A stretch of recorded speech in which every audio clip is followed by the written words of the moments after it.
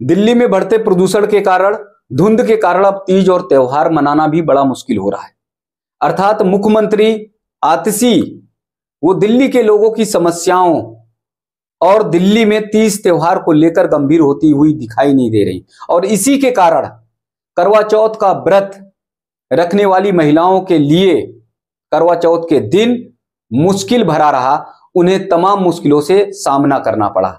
एक महिला होने के नाते, एक नारी होने के नाते कम से कम मुख्यमंत्री आतिशी को यह सोचना चाहिए था, यह समझना चाहिए था कि दिल्ली की महिलाओं को करवा चौथ के दिन शुद्ध और ताजी हवा तो दे सकें, वहां का वातावरण तो ठीक कर सकें, दिल्ली में प्रदूषण की जो स्थिति बढ़ती जा रही है उसे तो रोक सकें, उसे तो ठीक कर सकें।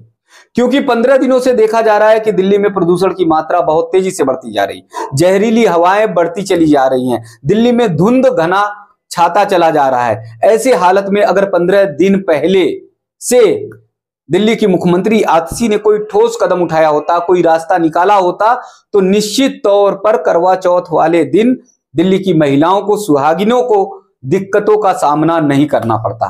करवा चौथ वाले दिन दिल्ली में महिलाओं की स्थिति क्या हुई जरा जान लीजिए। करवा चौथ के दिन सुबह ही धुंध दिल्ली में छाई रही, जहरीली हवाओं का प्रकोप था, जिसके कारण से महिलाओं को खुले में सांस लेना भी बहुत मुश्किल हो रहा था। करवा चौथ का दिन पवित्र और पुण्य माना जाता है। करवा चौथ के दिन सुहागिने महिलाएं वो निर्जला व्रत रखती हैं। ऐसी स्थिति में जो महिलाएं जल का ग्रहण नहीं कर रही, ऐसी स्थिति में तमाम ऐसी महिलाएं हैं जो कुछ भी खाती पीती नहीं हैं, और उस हालत में अगर उन्हें जहरीली हवाएं मजबूरी में पीनी पड़ रही है, उस स्थिति में यदि महिलाओं को जहरीली हवाओं से रूबरू होना पड़ रहा है, तो आप ये समझिए कि उनके लिए कितना बड़ा मुश्किल भरा दिन करवा चौथ वाला दिन गया होगा। आप समझिए कि दोपहर के समय थोड़ी बहुत राहत मिल सकती है, लेकिन शाम के समय फिर दिल्ली में धुंध छा जाता है। अर्थात सुबह और शाम दिल्ली पूरी तरह से धुंध के गिरफ्त में है, पूरी तरह से दिल्ली प्रदूषण की गिरफ्त में रहती है, और ऐसी स्थिति में दिल्ली की सुबह और शाम पूरी तरह से लोगों के लिए परेशानी का सबब बनती चली जा रही है। करवा चौथ के दिन शाम को जब महिलाएं 7 और 8 बजे वो सोचने लगी कि चंद्रमा का दर्शन करने के बाद अर्घ्य दिया जाए और उसके बाद व्रत को खोला जाए, तो उनके लिए और मुश्किल का खड़ी हो गई, क्योंकि घर से बाहर निकलती हैं तो धुंध चाहिए। अगर छतों पर महिलाएं जाती हैं, छतों पर जाकर चंद्रमा को देखने की कोशिश करती हैं, तो दिल्ली में इतना प्रकोप है प्रदूषण का, दिल्ली में चारों तरफ से प्रदूषण ही प्रदूषण, धुंध ही धुंध दिखाई दे रहा है। उसके कारण से चंद्रमा का दर्शन कर पाना भी दिल्ली की महिलाओं के लिए बहुत मुश्किल हुआ।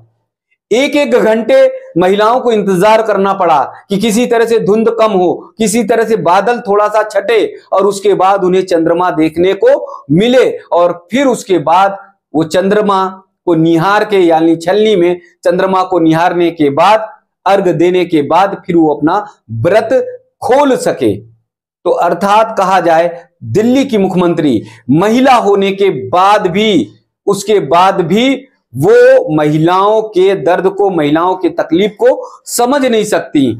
और आने वाले दिनों में अगर यही स्थिति रही, मुख्यमंत्री ने कोई ठोस कदम नहीं उठाया, आतिशी ने कोई ठोस निर्णय नहीं लिया, तो आने वाले दिनों में जो बड़े त्योहार आने वाले हैं दिल्ली में, वो भी प्रदूषण की गिरफ्त में होंगे, वो भी दिल्ली में प्रदूषण के आगोश में होंगे। आने वाले ये 5 जो बड़े त्योहार हैं, धनतेरस, नरक चतुर्दशी और छोटी दिवाली, बड़ी दिवाली, गोवर्धन पूजा, भैया दूज, ये सारे ऐसे त्योहार हैं जिस त्योहारों में महिलाओं की सहभागिता बड़ी होती है, जिस त्योहारों में लोगों के आने जाने का क्रम बहुत ज्यादा होता है, जिस त्योहार में सभी की सहभागिता बहुत ज्यादा जरूरी होती है। ऐसी स्थिति में लोगों को प्रदूषण से मुक्ति मिलने वाली नहीं है, क्योंकि दिल्ली में प्रदूषण के नाम पर अभी भी सिर्फ और सिर्फ राजनीति हो रही है, सिर्फ और सिर्फ सियासत हो रही है, सिर्फ और सिर्फ आरोप मढ़ने का काम चल रहा है। जब आरोप मढ़ा जाएगा, जब अपनी जिम्मेदारियों से भागा जाएगा, तो फिर आप ये समझिए कि किसी भी समस्या का समाधान, किसी भी समस्या का हल निश्चित तौर पर नहीं हो सकता। और यही स्थिति दिल्ली में हो रही है। दीपावली के समय अगर इसी तरह की हवा रही, इसी तरह का वातावरण दिल्ली में रहा, तो दीपावली के समय तो और ज्यादा दम घुटने की स्थिति बन जाएगी। दीपावली के समय दिल्ली और ज्यादा प्रदूषित हो जाएगी। दीपावली के समय लोगों को सांस लेने में और ज्यादा दिक्कत होगी। जो वृद्ध हैं, जो बुजुर्ग हैं दिल्ली के, वो अभी से आशंकित हैं, वो अभी से भयभीत हैं कि दीपावली के समय में उनकी स्थिति क्या होगी। साथ ही साथ दीपावली के बाद बहुत बड़ा महापर्व मनाया जाता है, छठ महापर्व, जो बिहार के लोग मनाते हैं, जो पूर्वी उत्तर प्रदेश के लोग मनाते हैं, और पूरे देश भर में कोने कोने में बिहार के और पूर्वी उत्तर प्रदेश के लोग बड़ी संख्या में रहते हैं। खासकर दिल्ली में अगर देखा जाए तो दिल्ली में बिहार के लोग बड़ी संख्या में हैं, पूर्वी उत्तर प्रदेश के लोग बहुत बड़ी संख्या में हैं, और वो बड़े आस्था के साथ, बड़े उल्लास के साथ, धार्मिक भावना के साथ छठ महापर्व मनाते हैं। छठ महापर्व पर जल में अर्घ देने की प्रथा है, परंपरा है। शाम के समय, सुबह के समय 2 दिन जल में रहकर अर्घ दिया जाता है सूर्यदेव भगवान को। ऐसे हालत में, ऐसी स्थिति में लोग यमुना के किनारे जाते हैं। लेकिन दिल्ली में यमुना की स्थिति वर्तमान समय में अगर आप देख लेंगे तो आपकी आंखों से आंसू आ जाएगा। पूरी यमुना झाग में एकदम परिवर्तित है। यमुना जी में कहीं पर भी जल दिखाई नहीं दे रहा। यमुना जी में कहीं पर भी जल की जो स्थिति है वो दिखाई नहीं दे रही। अगर कोई व्यक्ति देखेगा तो उसे ऐसा लगेगा कि ये यमुना नहीं, कहीं नाले और नाली का पानी है। पूरे गटर का पानी दिल्ली में यमुना जी में जा रहा है, पूरे नाले और नालियों का पानी यमुना जी में जा रहा है।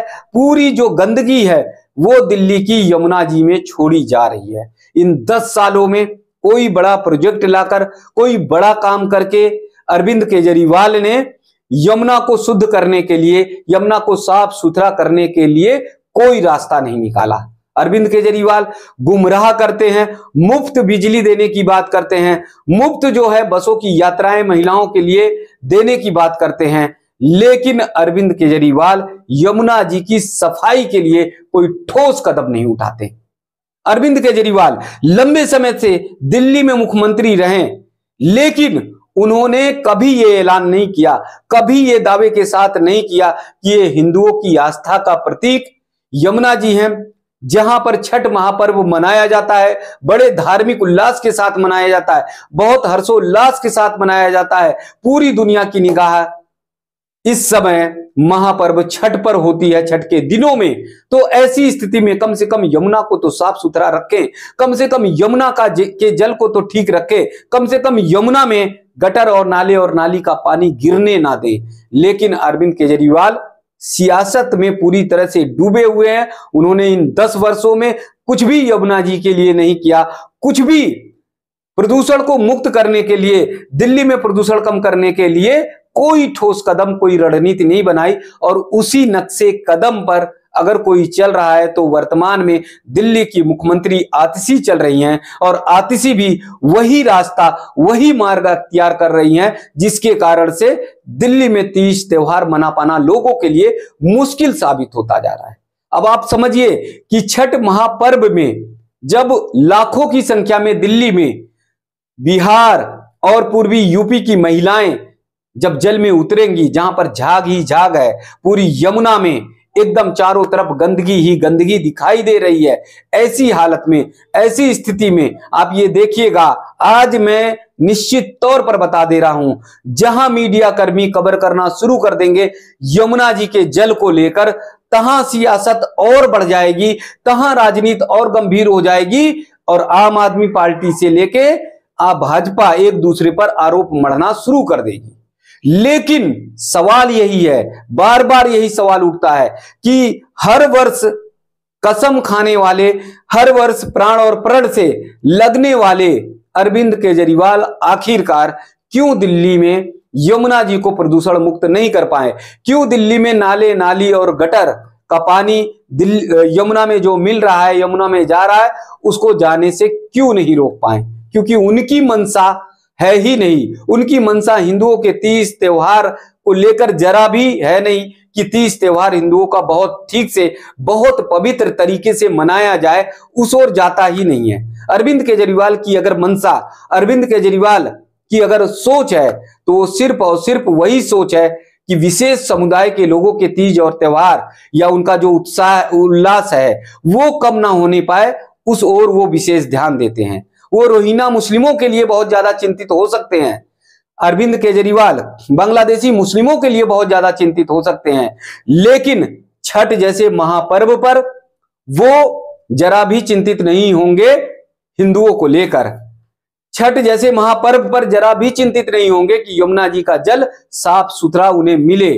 जरा भी चिंतित नहीं होंगे कि करवा चौथ का व्रत हो या फिर दीपावली जैसा महापर्व हो। इन सब महापर्वों पर लोगों को साफ सुथरा जल मिले, खुली हवा मिले, खुला वातावरण, अच्छा वातावरण दिल्ली का मिले, इस पर जरा भी अरविंद केजरीवाल गंभीर होते नहीं दिखाई देते। अगर गंभीर होते तो इन 10 वर्षों में कम से कम समस्याओं का निस्तारण होता।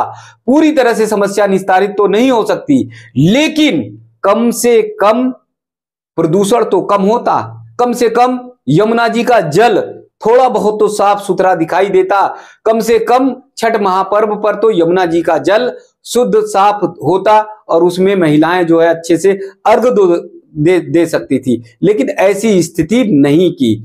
वही काम आतिशी भी करती हुई नजर आ रही हैं। आतिशी भी यमुना जी की स्वच्छता और सफाई पर जरा भी गंभीर नहीं है। अभी वर्तमान समय में यमुना जी में जहां झाग ही झाग दिखाई दे रहा, अभी वर्तमान समय में जहां यमुना जी में पूरी गंदगी दिखाई दे रही है, अगर इन 8-10 दिनों में यमुना जी को साफ किया गया, यमुना जी के जल को ठीक किया गया, अगर नाले नाली को कुछ हदों तक रोका गया, तो छठ महापर्व पर दिल्ली के लोगों को, दिल्ली की में रह रही पूर्वी यूपी की और बिहार की महिलाओं को साफ सुथरा जल मिल सकता है, जिसमें वो अर्घ दे सकती हैं, जिसमें वो अच्छे से विधि विधान से पूजा कर सकती हैं। लेकिन वो देखना होगा कि आतिशी विशेष समुदाय के त्योहारों को लेकर ज्यादा उत्सुक हैं या हिंदू समुदाय के, हिंदू धर्म के लोगों के तीज और त्योहारों को लेकर ज्यादा गंभीर हैं। ये देखना होगा। इस पर सियासत नहीं होनी चाहिए, इस पर सिर्फ और सिर्फ स्वच्छता सफाई होनी चाहिए। यमुना साफ सुथरी हो, दिल्ली का जो हवा है, दिल्ली का जो वातावरण है वो साफ सुथरा हो, बस यही चाहते हैं दिल्ली के लोग।